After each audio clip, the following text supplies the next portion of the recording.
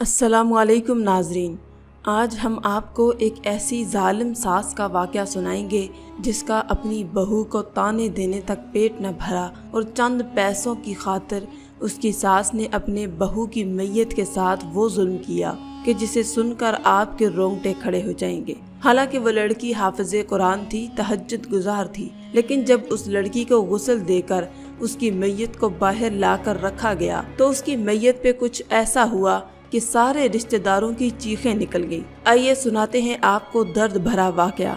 मेरी बहन का शोहर पूरे इलाके में मशहूर था कि वो एक बहुत बुरा आदमी है और उसका बहुत सारी औरतों के साथ चक्कर है। मुझे पूरा यकीन था कि उसके साथ मेरी बहन कभी खुश नहीं रहेगी, लेकिन मैंने उस शख्स को एक ऐसी हरकत करते हुए देखा था कि मेरी सोच ही बदल गई। मेरी बहन का नाम सफिया था। वो मुझसे 4 साल बड़ी थी। उसकी शादी मुझसे पहले हुई, लेकिन जिस खानदान में हम उसकी शादी करवा रहे थे वहाँ पे कोई और लोग अपनी बेटी का रिश्ता नहीं करना चाहते थे। ये जिद सिर्फ और सिर्फ मेरे बाबा की थी, क्योंकि वो उनका कज़न था जिसके बेटे के साथ वो मेरी बहन का रिश्ता करवा रहे थे। हमने सुना था कि वो लड़का बिल्कुल भी अच्छा नहीं है और उसका बहुत सारी औरतों से ताल्लुक है। सुना था कि वो नशा भी करता है, शराब भी पीता है और रात को बाहर भी रहता है। मेरे बाबा ने कहा, जब शादी हो जाएगी तो सब कुछ ठीक हो जाएगा। सारे मर्द शादी से पहले ऐसे ही होते हैं, बाद में खुद ही ठीक हो जाते हैं। मेरी बहन मेरे बाबा के सामने कुछ नहीं बोलती थी। अगर मेरे बाबा कहते कि एक टांग पे खड़ी हो जाओ तो वो एक टांग पे खड़ी हो जाती, इसलिए उसने रिश्ते के लिए हाँ कर दिया। मैंने अपनी बहन से कहा, आप बहुत बुरा फंस जाएंगी। कुछ लोग शादी के बाद भी ठीक नहीं होते, फिर आप क्या करेंगी? उन्होंने कहा, मैं अल्लाह पर यकीन करके अपने बाबा की खुशी के लिए जा रही हूँ और उस शख्स को ठीक करने की कोशिश करूँगी। मेरी अम्मी को मैंने कहा कि आप ही की ज़िंदगी बर्बाद होने से रोक ले, तो उन्होंने कहा कि ये तेरी बहन जो है बहुत ही अच्छी इंसान है, तहज्जुद गुजार भी है, हाफिज़े कुरान भी है, इसके साथ कुछ बुरा नहीं होगा। सब लोगों ने अल्लाह पे तवक्कल करके रिश्ता कर दिया और बाबा का इसमें एक फ़ायदा भी था, वो ये कि उन लोगों ने ना कोई जहेज मांगा था और ना ही उनकी कोई डिमांड थी, बल्कि उन्होंने कहा कि शादी भी सादगी से होगी तो हमें भी कोई मसला नहीं होगा। मेरी बहन अभी रुखसत क्या हो गई, मुझे तो उसके बाद उसकी फिक्र होने लगी। फिक्र तो मेरे अम्मी अब्बू को भी थी, लेकिन वो लोग मजबूर थे। पर जब मेरी बहन अपने खामन के साथ वापस घर आई तो हम ये मंजर देखकर हैरान रह गए कि वो तो मेरी बहन का बहुत ज्यादा ख्याल रख रहे थे। उन्होंने मेरी बहन का हाथ थाम कर रखा हुआ था, खाना खाते हुए उसकी प्लेट में खाना डालकर दे रहे थे। हम सब से भी अच्छे तरीके से बोल रहे थे। हम सब ये सोचकर हैरान हो रहे थे कि इतनी जल्दी इनका रवैया कैसे बदल गया। कहीं ऐसा तो नहीं हुआ कि सबके सामने इस तरह से पेश आ रहे हों और अकेले में हमारी बहन पर हाथ उठाते हों। लेकिन जब मैंने अपनी बहन से पूछा तो उसने कहा, नहीं, वो तो बहुत अच्छे इंसान हैं। मैंने कहा, फिर इनको कहीं और से रिश्ता क्यों नहीं मिल रहा था? और उनका तो पहले भी 1-2 जगह से रिश्ता टूट गया था। अगर वो इतना अच्छा इंसान था तो फिर उसके रिश्ते क्यों टूट रहे थे? मेरी बहन ने कहा, वैसे तो मुझे अपने घर की बातें नहीं बतानी चाहिए, पर हर रिश्ता रिजेक्ट होने के पीछे तुम्हारे बहनोई का कोई अमल दखल नहीं, बल्कि ये सब उनकी अम्मी की वजह से हुआ था। मैंने कहा, क्या मतलब? तो उसने कहा, मेरी सास की वजह से लोग रिश्ता तोड़ देते थे, क्योंकि वो उस औरत के साथ अपनी बेटी को रखना ही नहीं चाहते थे। औरत की शादी मर्द से होती है, लेकिन मर्द सुबह से घर से निकलता है और रात को घर आता है। पूरा दिन सास और घर के लोगों के साथ ही गुजारना होता है। और मेरी सास बहुत सख्त हैं। जब मेरी बहन ने सख्त का लफ्ज़ इस्तेमाल किया तो मुझे लगा कि सासें तो सारी ही सख्त होती हैं, लेकिन जिसके लिए लड़की घर छोड़कर जाती है उस शौहर का अच्छा होना चाहिए। मैं अपनी बहन की तरफ से मुतमईन हो गई और मेरी बहन ने खुद ही मुझे कहा कि तुम किसी दिन घर पे आकर रुक जाओ। तो मैं एक दिन के लिए उसके घर रहने के लिए चली गई। मैंने रात को रहने का प्लान भी बना लिया था। मेरे बहनोई ने भी मुझे अच्छे से इस्तकबाल किया और खाने में भी अच्छा खाना बनाया और शाम को मेरे लिए आइसक्रीम भी लेकर आए और मैं चुपचाप सो गई। लेकिन जब सुबह हुई तो आंख खुलते ही ये सुनने को मिला कि मेरी बहन की सास उसे बुरी बुरी बातें सुनाकर कह रही थी कि उठ जा, उठती क्यों नहीं, और तू बच्चा भी पैदा नहीं कर सकती, इतनी देर कमरे में पता नहीं क्यों लेटी रहती है। मैंने ये बात सुनी तो मैं हैरान रह गई। ये तो मेरी बहन से ऐसे बात कर रही थी जैसे इससे बहुत ज्यादा नफरत करती थी, और मेरी बहन आगे से कुछ भी नहीं बोल रही थी। उसकी सास ने तो नाश्ते में भी कीड़े निकाले और कहा कि इसको नाश्ता बनाना भी नहीं आता, पता नहीं अपने घर में क्या करती रही है। जब मैं बोलने लगी तो मेरी बहन ने मेरा हाथ पकड़ा। उसका मतलब था कि तुम चुप रहो। اس کا شوہر چلا گیا، وہ پورے گھر کے کام کرنے لگی۔ میں اس کی مدد کروا رہی تھی اور یہ سوچ رہی تھی کہ آج تو میں مدد کروا لوں گی، پیچھے وہ اکیلی یہ سارے کام کیسے کرتی ہوگی۔ میں اپنی بہن کو اکیلا چھوڑ کر جانا نہیں چاہتی تھی۔ میں نے سوچا تھا کہ 1-2 دن اور میں اس کے پاس رک جاؤں، لیکن میرا یہاں پر دم گھٹنے لگا کیونکہ اس کی ساس اسے بات بات پر ڈانٹتی تھی۔ میں سوچنے لگی آخر یہ کس قسم کی عورت تھی۔ میں نے اپنی بہن سے کہا آپ بھی معاف کرنا، لیکن مجھے جانا ہوگا۔ اگر میں یہاں پر رہی تو آپ کی ساس کے ساتھ میرا جھگڑا ہو جائے گا اور آپ مجھے کچھ بولنے بھی نہیں دے رہی۔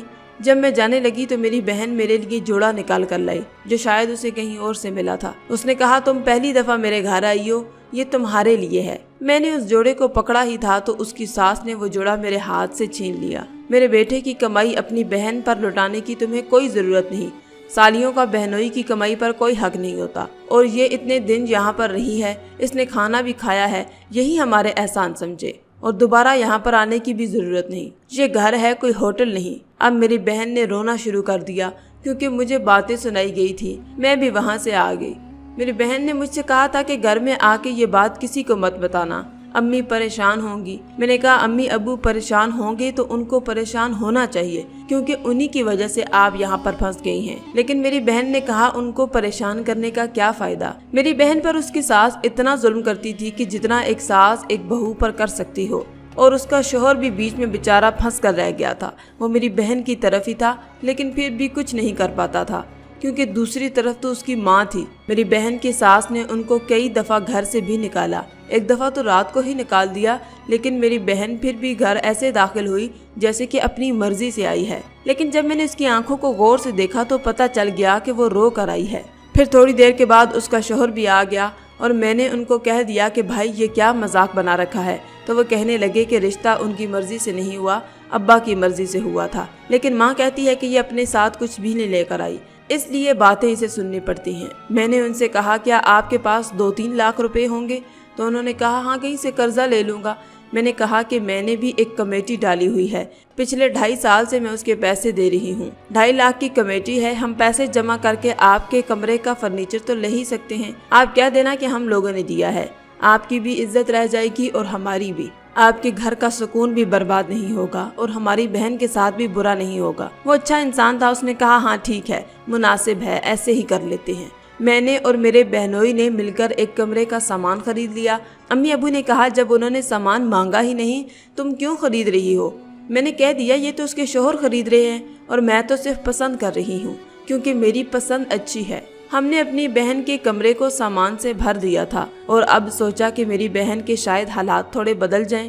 اب تو ہمارے پاس پیسے بھی نہیں تھے کہ ہم کچھ اور لے کر دیتے کیونکہ اب اس کی ساس یہ کہہ رہی تھی کہ ہم نے 2 سیٹ سونے کے چڑھائے تھے اور ان لوگوں نے صرف سونے کی 2 چوڑیاں دی، ان کو بھی پورا سیٹ دینا چاہیے تھا۔ کہتے ہیں کہ شادی کے بعد اگر شوہر بیوی سے محبت کرنے والا نہ ہو، اس کی عزت کرنے والا نہ ہو اور سب کے سامنے اس کا خیال رکھنے والا نہ ہو تو بیوی کے لیے سسرال میں رہنا مزید مشکل ہو جاتا ہے۔ میری بہن کی ساس کا مسئلہ بھی یہی تھا، اس کا بیٹا میری بہن کے آتے ہی اس کے راستے پر لگ گیا اور اس کا بہت خیال رکھتا تھا، اس لیے اس کی ساس اس سے خار کھاتی تھی۔ اس نے تو میرے بیٹے کو اپنے اشارے پر نچانا شروع کر دیا ہے، جبکہ میرے بیٹے نے میری بات تو آج تک نہ مانی، لیکن بیوی کے آتے ہی سیدھا ہو گیا۔ جبکہ دیکھا جائے تو یہ اچھی بات تھی جس کی وجہ سے اسے ہدایت ملی۔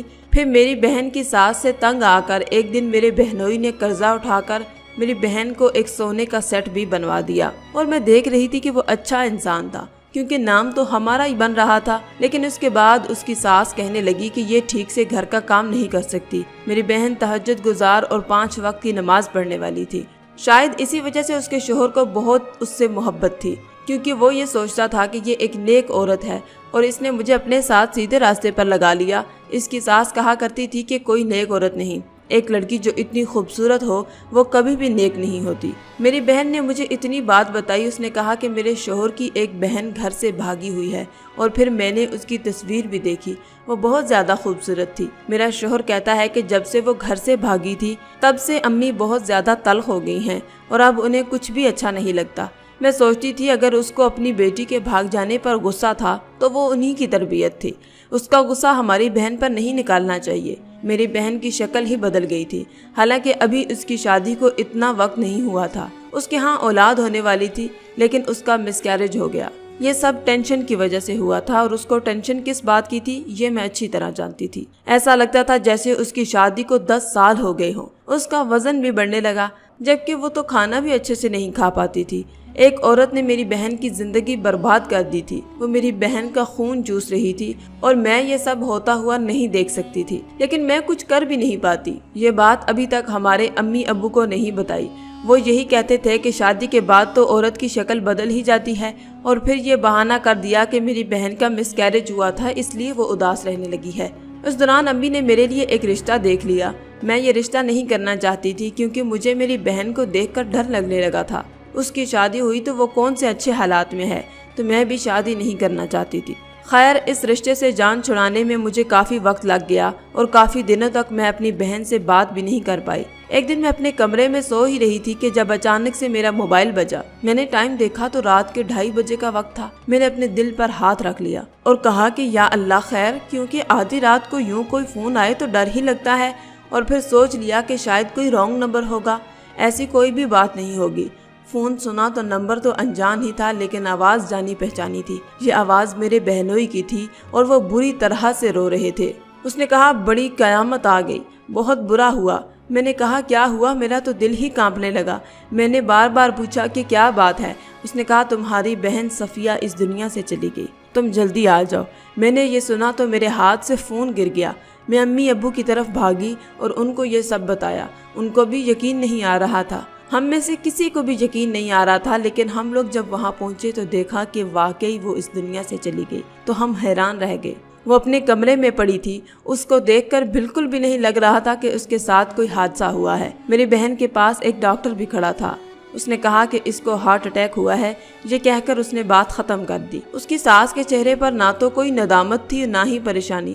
وہ کہنے لگی کہ آپ کی بیٹی بدکردار تھی، اس کی بدکرداری کی وجہ سے ہمارے گھر پر عذاب آیا ہوا تھا، کھانے کے لالے پڑے ہوئے تھے، لیکن آج اس دنیا سے گئی ہے، اور آج ہی ہماری لاٹری نکل آئی۔ اس عورت کی باتیں سن کر ہمیں بہت غصہ آیا، اور ہم حیران تھے کہ کیا واقعی یہ انسان تھی، اور ہم تو کچھ بولنے کی حالت میں نہیں تھے۔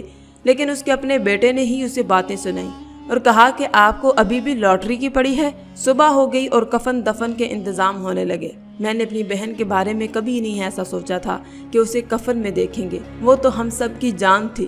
کتنی صابر، شاکر اور تہجد گزار، حافظ قرآن، ایک نیک اور اچھی لڑکی تھی۔ اس کے ساتھ اتنا برا ہوا۔ اس کو غسل دے دیا گیا اور کفن پہنانے کے بعد میت کو باہر چارپائی پر رکھا۔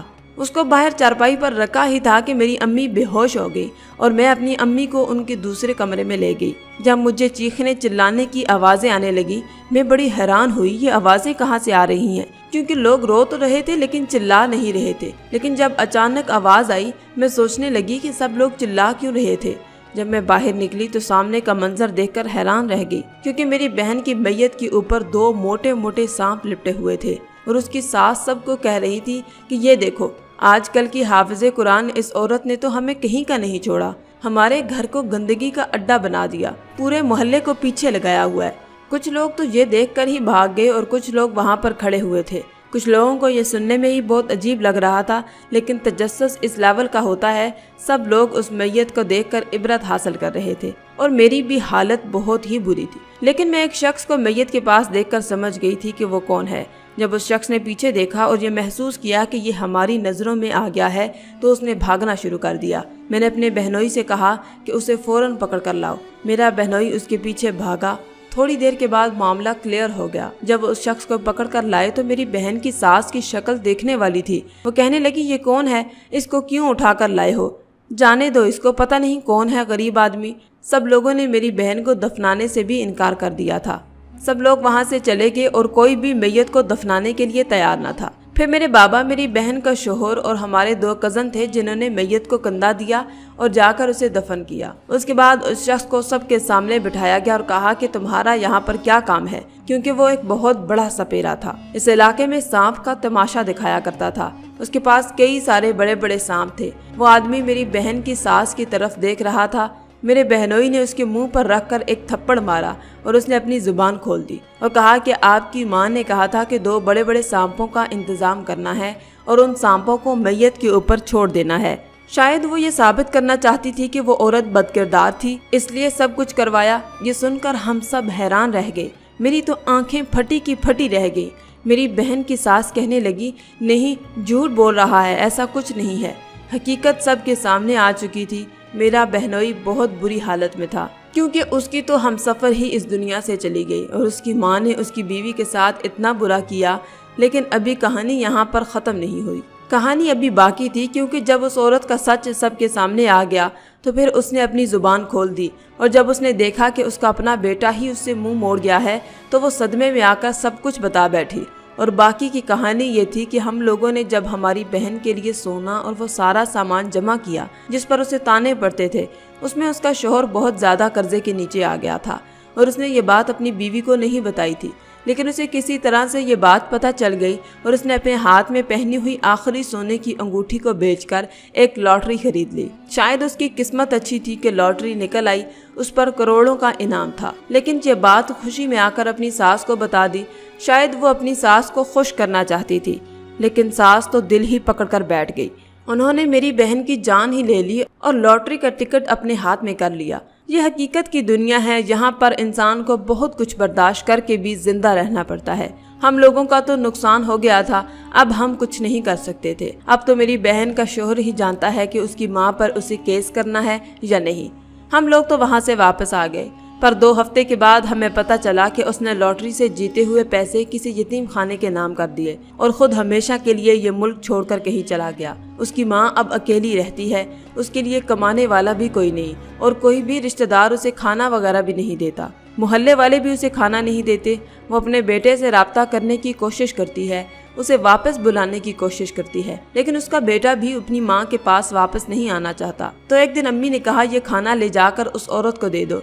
मेरा दिल तो नहीं मान रहा था, जिस औरत ने मेरी बहन की जान ले ली मैं उसके साथ भला नहीं कर सकती। पर मेरी अम्मी ने किसी बच्चे के हाथ खाना वहाँ भिजवा दिया। शायद वो भी एक माँ थी, इसलिए उनका दिल बहुत नर्म है। लेकिन आज मैं इस माशरे की औरतों से सवाल करना चाहती हूँ, जो पहले खुद बहू बनकर सब कुछ बर्दाश्त करती रही और फिर सास बनकर इतनी जालिम कैसे बन जाती हैं। मेरी बहन की जान लेने की क्या ज़रूरत थी?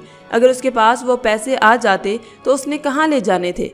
क्योंकि उसने हमारी बहन को इतना जलील किया, उसकी ज़िंदगी को बर्बाद कर दिया। उसका बच्चा भी टेंशन की वजह से इस दुनिया में ना आ सका और फिर आखिर में मेरी बहन की जान तक ही ले ली। और सिर्फ इतना ही नहीं, मरने के बाद उसको बदकिरदार साबित करने के लिए भी एक प्लान बनाया गया। जिस सास के दिल में इतनी ज़्यादा नफरत हो सकती है, आप लोग ही बताएं कि आपने अपनी ज़िंदगी में ऐसी औरतें देखी हैं? मैंने ऐसी औरतों के बारे में बहुत सुना, लेकिन ये वाकई हैरान कुन है कि जान ले लेने के बाद तो उसकी नफरत ख़त्म हो जानी चाहिए थी। लेकिन उस सास ने तो मेरी बहन के मरने के बाद भी उसे बदकिरदार साबित करने की कोशिश की। अब उसकी हालत इस वक्त फ़कीरों से भी बदतर है। वो अपने घर में फ़कीरों की तरह पड़ी रहती है, उसके पास खाने के लिए भी कुछ नहीं होता। मेरे दिल में मेरी बहन की सास के लिए रहम नहीं आ रहा था और ना ही कभी आएगा, क्योंकि मैं जब भी रहम खाने की कोशिश करती हूँ तो मेरी आंखों के सामने मेरी बहन का चेहरा और उम्मीद भरी आंखें होती हैं। हम ये सोच लेते हैं कि हम अच्छे हैं तो हमारे साथ ऐसा अच्छा ही होगा, लेकिन कभी कभी अच्छे लोगों के साथ इतना बुरा होता है कि सारी दुनिया हैरान रह जाती है। नाज़रीन, आज की वीडियो आपको कैसी लगी नीचे कमेंट बॉक्स में ज़रूर बताइएगा। आखिर में अल्लाह रब्बुल इज़्ज़त से दुआ है कि अल्लाह ताला हमें नेक अमाल करने और बुराई से बचने की तौफीक अता फरमाए। आमीन या रब्बल आलमीन। आज की इस वीडियो में था बस इतना ही। मज़ीद इस्लामी वीडियोज़ हासिल करने के लिए अल्लाह की शान चैनल को सब्सक्राइब कर दें और साथ में मौजूद बेल के आइकन को दबाकर ऑल पर क्लिक कर दें। शुक्रिया।